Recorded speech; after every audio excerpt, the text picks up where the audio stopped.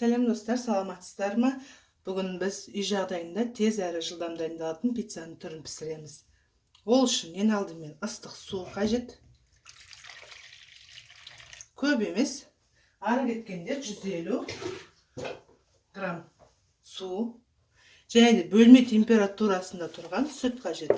Сіздерде үй жағдайындағы сүттер болатын болса, оны да пайдалануға әбден болады. Енді менде ондай сүт жоқ. Сондықтан магазиннен сүт пайдаланамын. Сонымен қатар мен пампушканы пайдаланамын көбіне. Себебі пампушка өте жұмсақ. Қамырды дайындауға көмектеседі.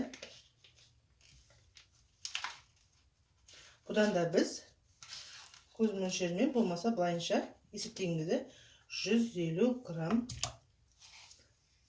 майдан саламыз.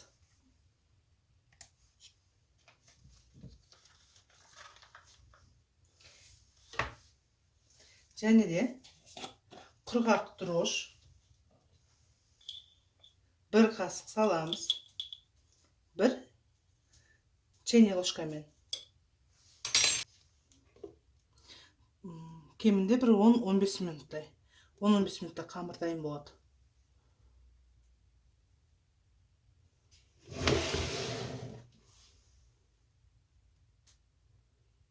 Қысқа осындай су құйып, енді санырғылақтарымызды газге қоямыз.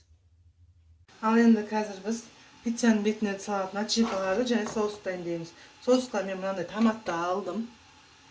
Томаттан 2 ас қасық және укропты қосып, кішкене суямыз. Көп емес, сәл суықтау болса болды. Араластырып дайындап аламыз.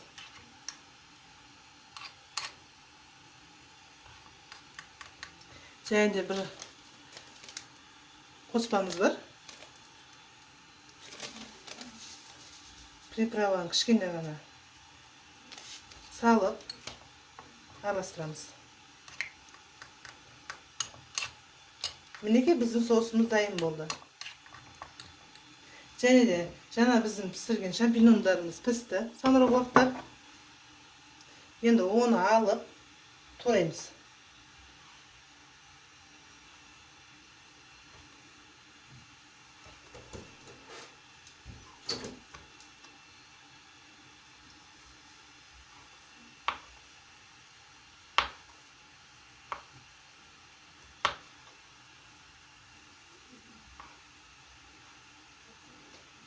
Мен қазір пиццаның бетіне шампиньон және де болгар бұрышын саламын.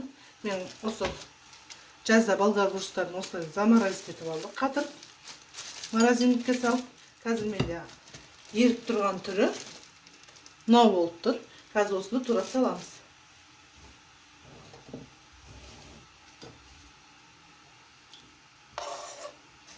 Оған қосымша қияр мен қызанақ қосамыз.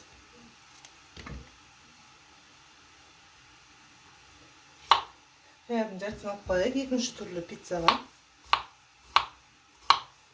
Мен бұны кубик ретінде тураймын. Ал енді бұған біз дайындап қойған көкөністерімізді саламыз бетіне.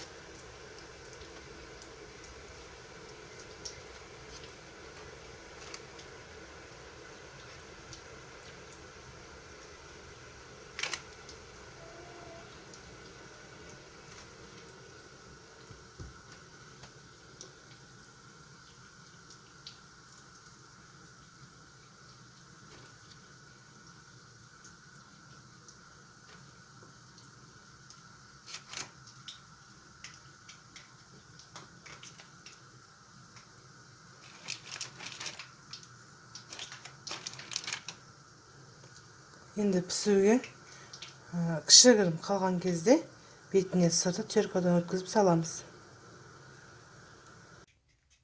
Міне достар, пиццамыз дайын болды.